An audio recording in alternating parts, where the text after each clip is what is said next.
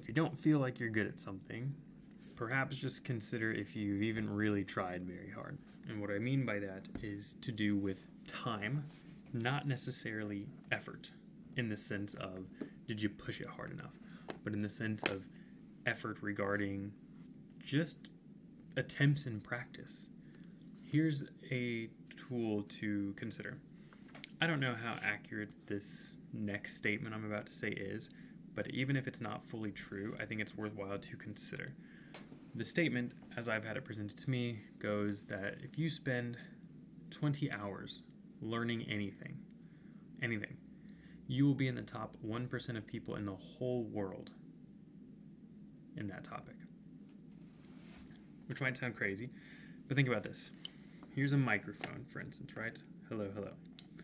What do you know about microphones, other than the fact that they bring in sound and somehow digitize it?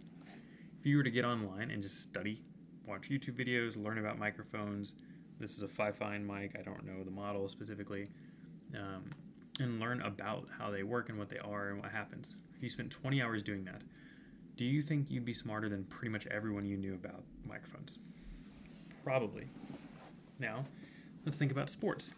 Let's say you're interested in ping pong or table tennis, and you spend 20 hours practicing diligently. What are the odds that you're better than most people you know at ping pong? Probably high. Now, I use sports as an example because that's something a lot of people have in common. There's other things like reading, which is like, well, everyone reads. You can get what I'm saying. So what about reading on a topic, for instance? World War II history. Another one that a lot of people know about. What if you were reading about the El Salvadorian Civil War, for instance? So you understand that there are about 8 billion people, okay? So the top 1%, let's do the math together here, right? 1% of people, 8 billion times 0.01. That's 80 million. So if you were to be studying any topic for 20 hours and you're in the top 1%, that means you are tied with 80 million other people, okay? So when you put it that way, it's like that's a lot, right? That's like 10 New York cities of people. So the point I'm trying to make is I think a lot of people, they attempt to learn something and like, I can't figure it out, I don't understand this. Or they try something new and they're like, I'm not good at it. And first off, it's like, obviously, right? Calm down. Of course you're bad. You've never done it. And someone might say, I spent like 3 hours looking into this tax question and I have no idea what to do. You're not a tax consultant or advisor or CPA. Chill. Like, you haven't really spent that much time. We'll get in our head and say, I spent so much time doing this. Maybe today you did. And if you spent 10 hours trying to learn something on a day, it's almost half your entire day gone. I get it. But it's also 10 hours total. Like, what do you mean?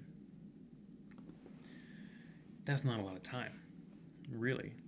So my recommendation, this rule of thumb, and I've used it all the time, that before I'm allowed to be mad or upset about myself in any way, and before I'm allowed to say out loud I'm not good at something, 20 hours of training, of practice, of studying before I can say that. That's my rule. Now, for certain task-based things, I require 100 attempts. Now, usually 20 hours is a better metric. Sometimes you can do 100 attempts at something pretty quick, depending on what it is.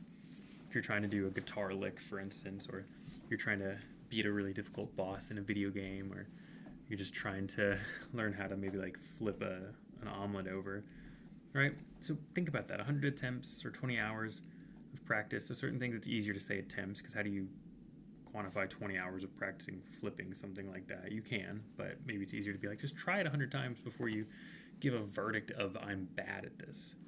Just not useful. And there are definitely going to be things that you're just not good at and that don't come naturally to you. But if you're really interested in the thing, just give it a solid go. I mean, within a week, you can have a real answer. If you're really interested in learning something, you can find the 20 hours in a week. Maybe it takes you 2 weeks. Who cares if it even takes you a month? But don't put yourself down until you've really tried it, right? Okay? Just be encouraging of yourself. The The 20-hour rule is a phenomenal guidepost. And let's just say it's true, and that 20 hours then puts you in the top 1% of people. Incredible, huh?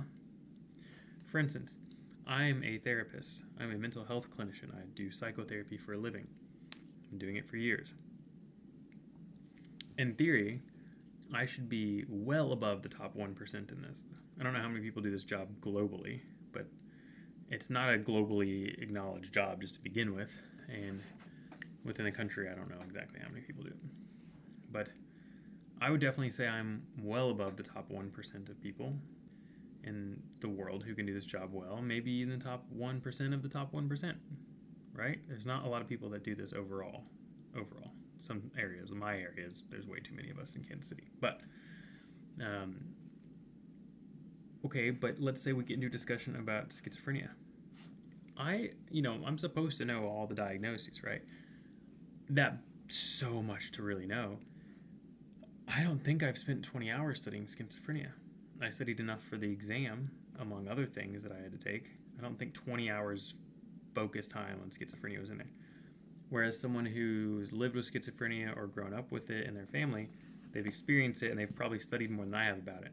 So for some random person on the street, they might be more of an expert in schizophrenia than I am. They would not be an expert in mental health like I am. Does this make sense? I would win in the comparison game of the field of mental health. They're going to probably win in that subfield because of their experience and choice of learning, right? So we can all deep dive in topics and actually at times be smarter than experts, depending on how niche and focused the expert is. Now, I actually wouldn't claim to be an expert in schizophrenia. I would claim to be an expert on mental health, okay? And even that, just because you have the job, it doesn't mean you're an expert, just to be very clear. You can be very amateur and you can be very misinformed. So you should pay attention. But I've spent countless hundreds of hours studying this field. Hundreds and hundreds and hundreds. A couple thousand. Studying the field. But there are definitely micro nuances and details that I don't know, right? Because I have not gone down that full rabbit trail. So take the time. Learn. Be kind to yourself. Get at least 20 hours in before you have any opinion of how you're doing. Don't even pay attention to progress.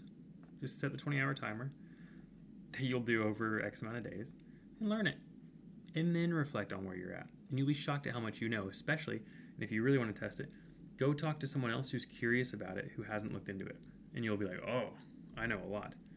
As someone who leads trainings every single week on running a business and identity formation, I can tell you that certain topics that I don't feel strictly extremely competent on, but competent enough, I get into these trainings and conversations and I'm like, oh, right, but I'm much more studied than you. I'm just also now aware. I think it's the Dunning-Kruger effect. You can correct me if I'm wrong, but I've studied it enough to know that I don't know a lot, but I've studied it enough to be better than most people at it. So anyway, be kind to yourself and actually take time to study something, right? Just be nice, calm down, learn the thing, reassess. So that's that. Happy Monday. See y'all next week.